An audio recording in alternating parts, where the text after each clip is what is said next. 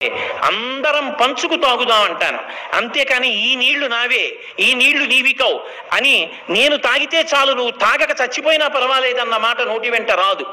వాళ్ళు మా తల్లి తండ్రి, మేమందరం ఆయన బిడ్డలం, అందరం కలిసి అన్నం తినాలి, అందరం అన్నదమ్ములం, అక్క చెల్లెళ్ళం అన్న మాట ఎప్పుడు వస్తుంది? ఆ ప్రేమ ఉంటే. ఆ ప్రేమ దేని చేత వస్తుంది? ఆయన బిడ్డలం. ఏమిటి మన మధ్య ఉన్న అనుబంధం అంటే మాతాచ పార్వతీదేవి, పితాదేవో మహేశ్వర, బాంధవా శివభక్తాశ్చ స్వదేశో భువనత్రయం. నా తల్లి భ్రమరాంబ, నా తండ్రి మల్లికార్జునుడు. మీరెందుకు వచ్చారు? మీకు తల్లి భ్రమరాంబ, మీకు తండ్రి మల్లికార్జునుడు. ఇప్పుడు మీరందరు నాకేమవుతారు? నా అక్క చెల్లెళ్ళు. మీ అందరు ఏమవుతారు? నా అన్నదమ్ములు. అయినప్పుడు నేనొక్కడిని అన్నం తిని మీరు అన్నం తినకుండా ఉంటే నేను ఉండగలనా? అక్కడికి వెళ్ళినప్పుడు ప్రేమ బయలుదేరుతుంది, జాతీయ సమైక్యత బయలుదేరుతుంది. స్త్రీ పురుషత పండిత పామర కుల మత వర్ణ విచక్షణ లేకుండా మనందరం ఆ తల్లిదండ్రుల బిడ్డలం, మనందరం కలిసి బ్రతకాలి. పక్కవాడి గురించి ఆలోచించాలనేటటువంటి భావన దేని చేత కలుగుతుంది అంటే భక్తి ఒక్కదాని వల్లే కలుగుతుంది. భక్తి ప్రేమనిస్తుంది, భక్తి మనిషికి భయాన్ని పెడుతుంది, అదే భక్తి ధైర్యాన్ని ఇస్తుంది. నేను ఒక తప్పు చెయ్యాలనుకోండి, నాకు అధికారం ఉంది కదా అని సంతకం పెట్టి ఇలా చెయ్యి కింద పెట్టి డబ్బు పుచ్చుకోను.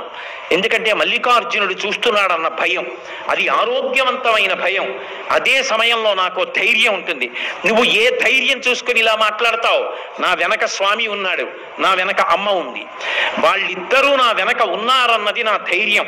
నేను ఒక మంచి మాట చెప్పాలంటే వాళ్ళు ఉన్నారన్నది నా ధైర్యం. నేను నా దగ్గరున్న దాంట్లో ఒకరికి పెట్టాలంటే నాకున్న ధైర్యం, వాడు నన్ను కాపాడతాడన్న ధైర్యం. మనిషికి ధైర్యాన్ని ఇచ్చేది భక్తి, మనిషికి భయాన్ని ఇచ్చేది భక్తి. అందుకే ఈ దేశంలో ఒకానొకప్పుడు తాళం కప్ప తెలియదు అంటే భక్తి కారణం. తాళం కప్ప ఇంటికి వేసేవారు కాదు. ఎందుకు వేసేవారు కాదు అంటే పక్కవాడి వస్తువు తీస్తే పరమేశ్వరుడు చూస్తాడు. ఈ జన్మలో 50 ఏళ్ళు ఉంటాను, 60 ఏళ్ళు ఉంటాను, 70 ఏళ్ళు ఉంటాను, 100 ఏళ్ళు ఉంటాను, కానీ నేను దొంగతనం చేసి తెచ్చినది అనుభవించిన ఈశ్వరుడు నా యందు క్రుద్ధుడైతే జన్మ జన్మల యందు దరిద్రుణ్ణైపోతాను. నాకొద్దు ఇంకొకరి వస్తువు, పరద్రవ్యానిలో అష్టవత్, ఇంకొకరి సొత్తు నాకు బెడ్డతో సమానం అని ఇంటికి తాళం వేసుకోవలసిన అవసరం ఉండేది కాదు. తలుపులు దగ్గర వేసి వెళ్ళిపోతే పక్కవాడి సొత్తు అవతలవాడు తన సొత్తులా కాపాడేవాడు. అది భగవంతుడు ఉన్నాడు అనేటటువంటి భయం చేత, భగవంతుడు ఉన్నాడు అనేటటువంటి ధైర్యం చేత. భయము ధైర్యము రెండు ఏకకాలమునందు ఇవ్వగలిగినది ఏది అంటే భక్తి ఒక్కటే. అందుకే ఈ దేశంలో భక్తి పరమౌషధం. ఆ భక్తి లేదనుకోండి, మీరు మనిషికి 2 పోలీసుల్ని పెట్టినా కూడా ఎవరి మనసులో ఏ నేర ప్రవృత్తి పెరుగుతోందో ఎవరు ఆలోచించగలరు. అదే మనసు సంస్కరింపబడింది అనుకోండి, వాడి మనసు పాలకుండ లాంటిది అనుకోండి. అర్ధరాత్రి అరుణాచలానికి గిరి ప్రదక్షిణం చేస్తూ వర్షంలో తడిచిపోయినటువంటి యవ్వనంలో ఉన్న ఆడది కనపడ్డా, నా తల్లి అపిత కుచాంబ నాకు ఇలా దర్శనం ఇచ్చిందని, అమ్మా కుక్కలు తిరుగుతుంటాయమ్మా, విషక్రిములు వానకి కిందకు వస్తాయమ్మా, అన్నగారి లాంటి వాడినమ్మా, నీ బిడ్డ లాంటి వాడిని నేను వస్తాను, రెండమ్మా కలిసి నడుద్దామని నడుస్తాడు. తన ముందు నడుస్తున్నటువంటి స్త్రీలో భ్రమరాంబని చూసి సంతోషిస్తాడు. నా తల్లి నడుస్తోంది, నా తల్లి బిడ్డని తన వెంట నడిపిస్తోంది, అమ్మా ఇంత ప్రేమ అని ఆనందిస్తాడు. ఆ భావన కలిగింది అనుకోండి, నేను పురుషుణ్ణి అనుకుంటే పాలు పొంగుతాయి, అమ్మా అని పిలవగానే పాల మీద నీళ్లు పాలు కిందకి పెడతాయి. ఆ ఉత్తమమైనటువంటి సంస్కారము, ఉత్తమమైన భావన పరంపర దేని చేత వస్తాయంటే భక్తి చేతనే వస్తాయి. భక్తి మౌఢ్యము కాదు, భక్తి మనిషిని పాడు చేసేది కాదు.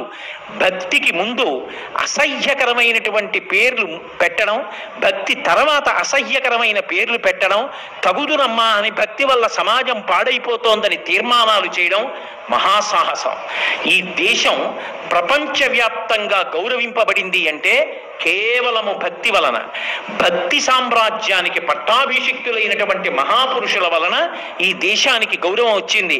భారతదేశం అనేటప్పటికీ తల ఉంచి నమస్కరిస్తారు. ఎందుకని?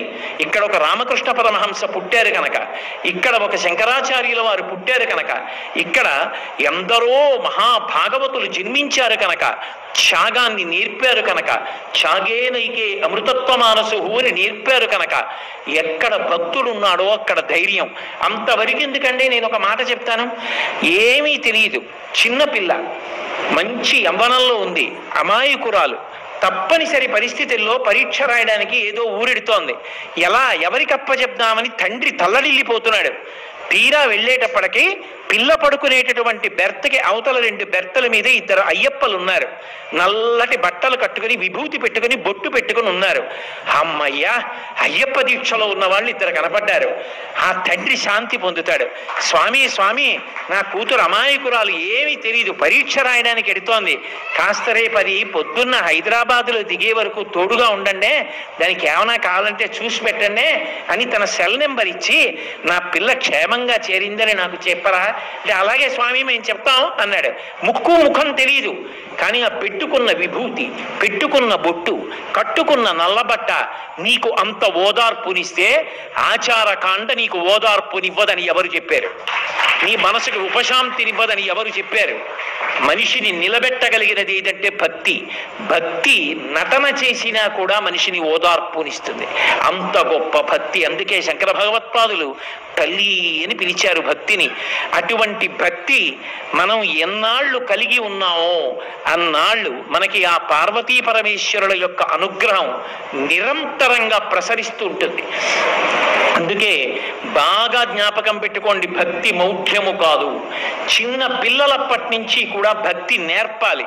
ఆ భక్తి నేర్పలేదనుకోండి, వాడు ఇంజనీర్ అవుతాడేమో, వాడు డాక్టర్ అవుతాడేమో, కానీ సమాజమునకు పనికొచ్చేటటువంటి వాడు మాత్రం కాలేడు. డబ్బు తింటావా? డబ్బు ఆహారమా? ఎందుకు పనికొస్తుంది? తల్లి గర్భము నుండి ధనము తాడెవ్వడు వెళ్ళిపోయిడి నాడు వెంటరాదు, లక్షాధికారైన లవణమన్నమే కాని మెరుగు బంగారంబు మింగబోడు, విత్త మార్జన చేసి విర్రవీగుట కాని కూడబెట్టిన సొమ్ము కుడువలేడు, పొందుగా మరుగైన భూమి లోపల పెట్టి దాన ధర్మము లేక దాచి దాచి తుదకు దొంగలకిత్తురో దొరలకవునో, తేనెటు తీగలీయవా తెరుబరులకు భూషణ వికాస శ్రీధర్మ పురనివాస దుష్ట సంహార నరసింహ దురిత దూర. ఎంత కాలము భక్తి కలిగి ఉంటాడో అంతకాలము ఉన్నతమైనటువంటి భావనలు ఏర్పడతాయి, ఉన్నతమైనటువంటి సంస్కార బలం ఏర్పడుతుంది. అటువంటి సంస్కార బలం ఏర్పడిన నాడు వాడు సమాజమునకు నిజమైనటువంటి ఆస్తి. తప్ప కొడుకుని కన్నాడు, చదివించాడు, కానీ వాడే రేపొద్దున్న తండ్రికి నమస్కారం చేయడు, తండ్రికి ఎదురుగుండా డబ్బులు కూడా లెక్క పెట్టాడు, తన జీతం ఎంతో కూడా తండ్రికి చెప్పాడు. ఒకవేళ తండ్రి ఎదురుగుండా కూర్చుని ఉండగా సహోద్యోగి వచ్చి నీకు వచ్చిన బోనస్ ఏం చేస్తున్నావు అంటే అని సంజ్ఞ చేస్తాడు. నాన్నగారు ఉన్నారు, బోనస్ వచ్చిందని చెప్పకని. ఆయన ఏం పట్టుకుపోతాడా? అది చూసి ఆ తండ్రి పక్క గదిలోకి వెళ్ళి కళ్ళ నీళ్లు పెట్టుకుని కళ్ళు తుడుచుకుంటాడు. ఇటువంటి దౌర్భాగ్యం నాకన్నాను, గుళ్ళో పడుకుంటే నా జీవితం వెళ్ళిపోతుంది ఇటువంటి కొడుకు పంచన ఉండడం కన్నా అని. ఈ భావన ముందే ఉండి వాడికి భక్తి నేర్పి ఉంటే తండ్రి దైవంతో సమానమని వాడు మాట్లాడి ఎక్కడ ఉన్నా సాయంకాలం అయ్యేటప్పటికి ఇంటికి వచ్చి తండ్రికి కాళ్ళు పట్టి తండ్రితో 4 మంచి మాటలు మాట్లాడి, నాన్నగారండి ఒక్క పద్యం చెప్పండి మీ దగ్గర వింటాను అని వాడు విని పడుకునేవాడైతే ఆ తండ్రి 70 ఏళ్ళు బతికేవాడు 90 ఏళ్ళు బతుకుతాడు. ఎక్కడి నుంచి వస్తుంది సంస్కారం అంటే భక్తిలోంచి వస్తుంది. తల్లి బిడ్డని పెంచినట్టు భక్తి మనిషిని పెంచుతుంది. అందుకే ఆనందాశ్రుభిరాత నోతి పులకం నైర్మల్యతశ్చాదనం వాచాశంక ముఖస్థితైశ్చ జఠరా పూర్తిం చరిత్రామృతై. వేదమనేటటువంటి శంఖంలో భక్తి అనేటటువంటి తల్లి ఎప్పుడు భగవత్ కథలను పాలగా పడుతూనే ఉంటుంది. వాడు ఏం చేస్తూ ఉండనివ్వండి, ఏం మాట్లాడుతూ ఉండనివ్వండి, వాడికి భగవంతుడు జ్ఞాపకం వస్తూనే ఉంటాడు, భగవత్ కథలు జ్ఞాపకం వస్తూనే ఉంటాయి, భగవంతుని యొక్క విలాసం జ్ఞాపకం వస్తూనే ఉంటుంది. మీకు నేను ఒక్క ఉదాహరణ చెప్తాను. భాగవతంలో ప్రహ్లాదుడికి పానీయంబులు త్రావుచున్ కుడుచుచున్ భాషించుచున్ హాసలీలా నిద్రాదులు చేయుచున్ తిరుగుచున్ లక్షించుచున్ సంతత శ్రీనారాయణ పాద పద్మజుగళీ చింతామృతాస్వాదుండై మరచన్ సురారిసుతుడే తద్విశ్వమున్ భూవరా. పానీయంబులు త్రాగుచున్ కుడుచుచున్, అన్నం తింటూ ఆయనకి నారాయణుడు గుర్తొచ్చేవాడు. ఎలా గుర్తొస్తాడండి? అన్నం తింటూ నారాయణుడు ఎలా గుర్తొస్తాడు? ఈశ్వర, ఎక్కడో పంట పండించావా, ఆ పంట ఇక్కడికి వచ్చిందా, ఇది ఉడకాలా, అగ్నిహోత్రుణ్ణి ఉడకడానికి నా దగ్గరికి పంపావా, నీళ్లుంటే కానీ ఉడకదా, ఆ నీళ్లు నువ్వు సృష్టించి నదిగా ప్రవహించి వచ్చేట్టు చేశావా, అన్నం ఉడికిందా, అందులోకి కాయగూరలా, అవి రకరకాల రుచులా, అవి ఇవి కలుపుకుని నేను తిండమా, ఈశ్వర నీకేమిచ్చి రుణం తీర్చుకోగలను అని అన్నం నవిలేటప్పుడు ఆయనకి అలా పరమేశ్వరుడు జ్ఞాపకం వస్తూనే ఉన్నాడు. భక్తుడైన వాడికి పరమేశ్వరుడు ఎప్పుడు జ్ఞాపకానికి రాడు, ప్రతి చోట జ్ఞాపకానికి వస్తాడు. ఏమండి మంచిదే, సుఖం అనుభవించినప్పుడు గుర్తొచ్చాడు, కష్టం వచ్చినప్పుడు భక్తుడైన వాడికి పరమేశ్వరుడు ఎప్పుడు జ్ఞాపకానికి రాడు, ప్రతి చోట జ్ఞాపకానికి వస్తాడు. ఏమండి మంచిదే, సుఖం అనుభవించినప్పుడు గుర్తొచ్చాడు, కష్టం వచ్చినప్పుడు మోకాలు నిప్పెట్టింది, ఈశ్వర గత జన్మలో ఎంత పెద్ద పాపం చేశానో, ఎవరి మోకాలు మీద రోకలి పెట్టి కొట్టానో వాళ్ళ మోకాలు విరిగిపోయి ఎంత బాధపడ్డారో, ఆ పాపాన్ని నాకు ప్రతిఫలంగా పెట్టి నేను పడిపోయినప్పుడు మోకాలు విరిగిపోతే వీడి జీవితాంతం నడవలేడని మోకాలు నిప్పెట్టి వాచేటట్టు చేసి అంతకన్నా ఇబ్బంది పెట్టకుండా నా కార్యాలు నేను చేసేటట్టు చేసి నా పాపాన్ని పోగొట్టావా, ఇంత చిన్న కష్టంతో అంత పెద్ద పాపం తీసేశావా అని తనకి కష్టం వచ్చినప్పుడు కూడా భగవంతుణ్ణి స్మరిస్తాడు. లోకుల్నంగని మెచ్చని ఎలుగని లోలోన నిందించని చీకాకొన్బడని మహాత్ముడనని జేలొక్కని మూకీభావమునం తిట్టని త్రోయని నీ కారుణ్యము కలిగి ఉండినను అంతే చాలునో శంకర. కష్టం వచ్చినా శివుడే, సుఖం వచ్చినా శివుడే, ప్రాణం పోతున్నా శివుడే, ఏది జరుగుతున్నా పరమేశ్వరుడే. అటువంటి వాడికి మీరు ఎలాగా ఇక బాధపడతాడు? చెరుకు కర్రని తీసుకెళ్లి కత్తితో నరికితే ఆ నరికిన కత్తిని నాలుకతో నాకితే తీయగా ఉంటుంది, చెరకుని పెట్టి మరలో పెట్టి తిప్పితే పిప్పి నలిపేసినటువంటి ఆ మరలోంచి తీయటి రసాన్ని వదులుతుంది. పిప్పైపోయిన చెరుకుని నాలుక మీద పెట్టుకుంటే తీయగా ఉంటుంది. నరికిన తీపే, మరలో పెట్టి నలిపిన తీపే, పళ్ళ కింద పెట్టి నవిలిన తీపే. భగవద్భక్తుడైన వాడిని ఏం చేసినా వాడు భక్తితో ఆనందంతోనే ఉంటాడు. దేని వల్ల వస్తుంది ఆనందం? అది తల్లి లాంటిది భక్తి. అందుకే అటువంటి భక్తి కనుక అది ఎప్పుడు భగవత్ కథలు జ్ఞాపకానికి వచ్చేటట్టు చేసి, నిద్ర లేచితే భగవంతుడు గుర్తొచ్చే సంతోషం, పడుకుంటే సంతోషం, నిద్రలో సంతోషం, తింటే సంతోషం, త్రాగితే సంతోషం, ఉంటే సంతోషం, కదిలితే సంతోషం, అన్నిటా ఆయన్ని చూసి మురిసిపోతూ ఉంటాడు, ఆనందపడిపోతూ ఉంటాడు.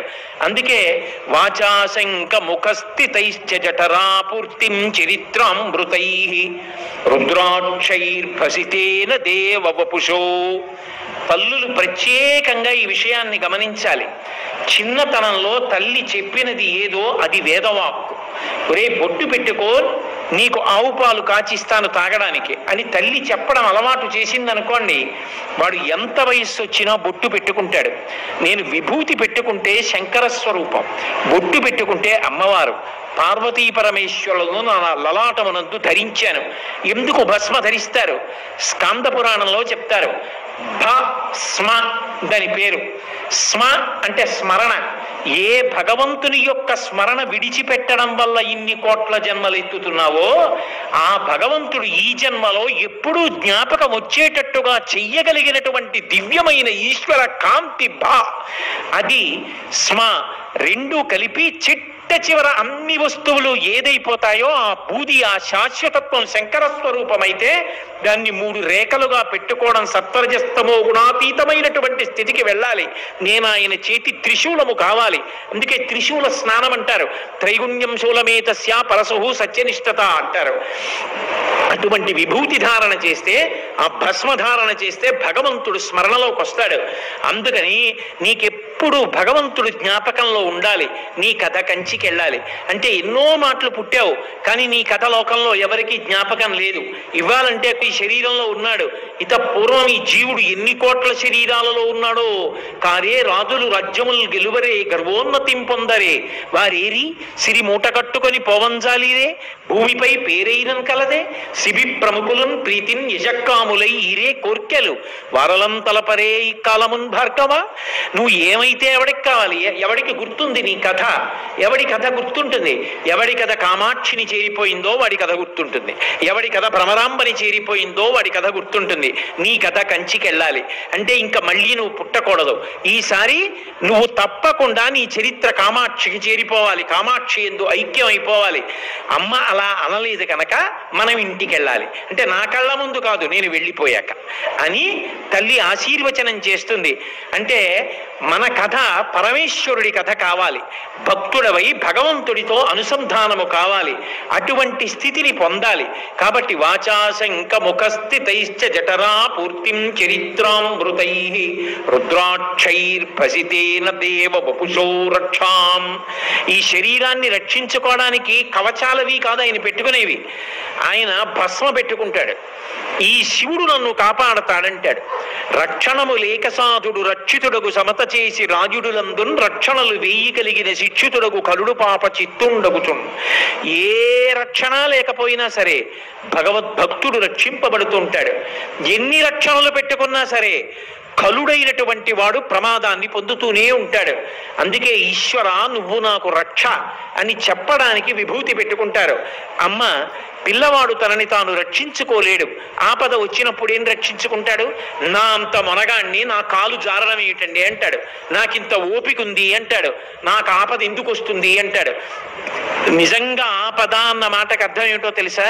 నీ బుద్ధి చేత నిన్ను నీవు ఎప్పుడు రక్షించుకోలేని సందర్భము ఈశ్వర శాసనంగా వస్తుందో దానికి ఆపదని పేరు. అది ఎప్పుడు వస్తుందో నీకు తెలియదు, అది ఈశ్వర శాసనం వస్తుంది. అది వచ్చిన నాడు రక్షించగలిగిన వాడు భగవంతుడు ఒక్కడే. అందుకే ఆపదామపహర్తారం దాతారం సర్వసంపదాం నమ శివాభ్యాం అశుభాపహాభ్యాం. అప్పుడు ఎవ్వరూ రక్షించలేరు, ఆయన ఒక్కడే రక్షించగలడు. భాగవతంలో భీష్మాచార్యుల వారు అంపశయ్య మీద పడుకున్నాడు. మహానుభావుడు ధర్మరాజు గారు వెళ్ళాడు. వెళ్ళి చెప్పాడు, ఉపపాండవులందరినీ ఒక్క రాత్రి చంపేశారు అశ్వత్థామ వచ్చి అని. ఆయన అన్నాడు, భీష్ముడు మహాజ్ఞాని, ఆయన అన్నాడు, రాజట ధర్మజుండు సురరాజసుతుండట ధన్వి శాస్త్రవోద్బీజకమైన గాంధీవము విల్లుయట సారథి సర్వభద్ర సంయోజకుడైన కృష్ణుడట ఉగ్రగరాధరుండు భీముడయ్యాజికి తొడువచ్చునట ఆపద కల్గుటకేమి చిత్రమో అన్నాడు. ఇప్పుడు దుర్యోధనుడు రాజు కాడు, దుర్యోధనుడు చనిపోయాడు, ధర్మరాజు రాజు. పక్కన అర్జునుడు ఉన్నాడు, ఇంద్రుడి కొడుకు. చేతిలో ఉన్నది గాంధీవం విల్లు, మహా ఉగ్రంగా గదబట్టుకుని తిప్పుతుంటాడు భీమసేనుడు. సర్వలోకములను కాపాడగలిగినటువంటి కృష్ణ భగవానుడు సారథి. అయినా వీళ్ళ 5 కొడుకులు ఒక్క రాత్రి చచ్చిపోయేటంత ఆపదొచ్చిందంటే ఏమి చిత్రమో. ఈశ్వరుడు అడ్డుపడనప్పుడు అంతే. మరి పాండవులు ఎందుకు బ్రతికిపోయారు? ఆ రాత్రి ఉంటే వాళ్ళని చంపేసిన అశ్వత్థామ దుష్టజుమ్నుడిని చంపేశాడు. మరి వీళ్ళు ఎందుకు బతికిపోయారు? తెలుసు కృష్ణ పరమాత్మకి వాళ్ళు వెళ్ళిపోవాలి, వీళ్ళు ఉండాలి అంతే. 5 పనుందని వేరే చోటుకి తీసుకెళ్ళిపోయాడు. 5 బతికారు, వీళ్ళు వెళ్ళిపోయారు. ఆపద వచ్చినప్పుడు కాపాడగలిగిన వాడెవరంటే ఒక్క పరమేశ్వరుడే, ఆయనే కాపాడగలడు. కాబట్టి ఆ ఆపద ఎప్పుడు వస్తుందో ఎవరికి తెలుసు? నేను బయటికి ఎడుతున్నాను అనుకుంటున్నాను, నేను జారి పడిపోతాను అనుకున్నానా? నువ్వు పెట్టుకున్న విభూతి శివస్వరూపమై నిన్ను పొదివి పట్టుకుంటుంది, కాపాడుతుంది. కాబట్టి నాన్న చిన్నప్పటి నుంచి విభూతి పెట్టుకో, బొట్టు పెట్టుకో. అమ్మ నేర్పింది అనుకోండి, ఆ తర్వాత లోకంలో ఎవరు బొట్టు పెట్టుకోవద్దని చెప్పినవాడు నమ్మడు. నేను బొట్టు పెట్టుకుంటాను, మా అమ్మ చెప్పిందని బ్రతికున్నంత కాలం బొట్టు పెట్టుకుంటాడు తప్ప బొట్టు తీయడు. అసలు ఈ జాతి సంస్కృతి ఎవరి చేతిలో ఉంది అంటే తల్లుల చేతిలో ఉంది. వాళ్ళు పిల్లలకి చిన్నప్పటి నుంచి నేర్పాలి, విభూతి పెట్టుకో, బొట్టు పెట్టుకో అని నేర్పాలి. కాబట్టి రుద్రాక్షైర్భసితేన దేవ వపుషో రక్షాం భవద్భావనా పర్యంకే వినివేశ్య భక్తి జననీం. ఆ భక్తి కలిగిన వాడు ఎప్పుడు అలా ఈశ్వరుణ్ణి స్మరిస్తూనే ఉంటాడు. భీష్మాచార్యుల వారు స్వచ్ఛంద మరణం పొందాలి. యోగ విద్య చేత బొటనవేలు దగ్గర నుంచి ఒక్కొక్క శక్తిని వెనక్కి లాగేసి ఉపసంహారం చేసి శరీరం వదిలిపెట్టాడు. భీష్మాచార్యుల వారంటే ఎప్పటిదో కథ చెప్తున్నారండి మీరు అనొచ్చు. కందుకూరి శివానందమూర్తి గారు మొన్నటికి మొన్న శరీరం విడిచిపెట్టారు. అప్పటికి 2-3 సంవత్సరాల పూర్వమే శరీరంలో గాత తవ్వించుకుని నా శరీరం విడిచిపెట్టేసిన తరువాత నా భార్యని ఎక్కడ సమాధి చేశారో అక్కడ సమాధి చెయ్యండి, తన శరీరాన్ని ఎక్కడ పెట్టించాలో అక్కడ తవ్వించి సిద్ధం చేసుకుని ఆరోగ్యం పాడవుతోంది, ఇక నేను వెళ్ళిపోతానని నిర్ణయించుకుని విశాఖపట్నం నుంచి బయలుదేరి చిట్ట చివర వరంగల్ వచ్చేసి నిర్భయంగా ఏమాత్రా వేసుకోకుండా నేను యోగ నిద్రలోకి వెళ్ళిపోతున్నాను, నన్ను లేపకండి అని చెప్పి యోగ నిద్రలో శరీరాన్ని పరిత్యజించి చిట్ట చివర ఆయనే తవ్వించుకున్న సమాధిలో ఆయన శరీరాన్ని పెట్టి భూస్థాపితం చెయ్యగా మహానుభావుడు శరీర పరిత్యాగం చేశారు. అంత గొప్ప స్థితికి ఆఖరాఖరణ వెళ్ళిపోతారని తెలిసి ప్రధానమంత్రి ఆయనకి ఫోన్ చేసి మాట్లాడిన ఎప్పుడు భగవత్ స్మరణతోటే అంత సంతోషంగా ఉన్నారు. సముద్రాల కృష్ణమూర్తి గారి మల్లికార్జునుడికి పూజ చేసిన మారేడు దళం పట్టుకెడితే ఆ మారేడు దళం తల మీద పెట్టుకుని ఆ తర్వాత లేచినప్పుడు మారేడు దళం జారిపోయిందా అని అడిగి మళ్ళీ తల మీద పెట్టుకుని అంత సంతోషపడిపోయారు మల్లికార్జునుడి మీద మారేడు దళాన్ని.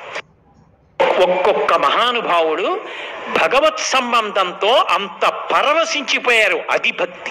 భగవద్భక్తి రాకపోతే పాడైపోతారని, భక్తి అనేటటువంటిదే మనిషిని కాపాడుతుందని, భక్తిని విడిచిపెట్టిన నాడు మనిషి సమాజమునకు కంటకప్రాయం అయిపోతాడని, ఆ భక్తితో ఉన్నన్నాళ్ళు తన గురించి కాదు, నేను నీతి తప్పి బ్రతికితే భగవంతుడు చూస్తున్నాడని వాడు భద్రంగా జీవించడంలో సమాజ భద్రత ఉందని భక్తిని ప్రబోధం చేస్తారు. శంకర భగవత్పాదులంతటి వారు భక్తిని ఏమని పిలిచారంటే భక్తి జననీ అని పిలిచారు, భక్తి అమ్మ అని పిలిచారు.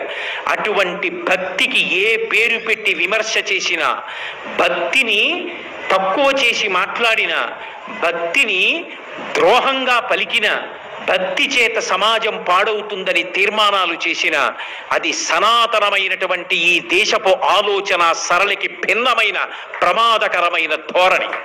దాని నుంచి ఎవరికి వారు నిగ్రహించుకోవడం నేర్చుకోవాలి తప్ప అటువంటి పెడధోరణులకు వెళ్ళి సమాజమును భ్రష్టు పట్టించకూడదు.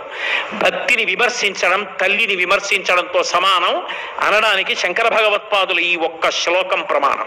కాబట్టి మనందరికీ కూడా అటువంటి భక్తిని ఆ మల్లికార్జునుడు ఆ భ్రమరాంబ అనుగ్రహించాలని, భక్తిని బాగా అలవాటు చేసుకుని మన పిల్లలకి నేర్పి ఆ భక్తి భావన చేత అందరం ప్రశాంతంగా ఉండి సమాజమంతా కూడా భక్తి చేత నేరము చెయ్యనటువంటి స్థితి ఒక్క భారతదేశంలో కనపడుతుందన్న పూర్వ వైభవం ఏదుందో అటువంటి పూర్వ వైభవం సంతరించుకొని మళ్ళీ సమాజమంతా కూడా పురోభివృద్ధిని పొందడానికి కావలసిన సమస్త విభూతులను భ్రమరాంబా సహితుడైనటువంటి మల్లికార్జునుడు తన నిర్హేతుక కృపా కటాక్ష వీక్షణముల చేత మన అందరిపైన ప్రసరించుగాక.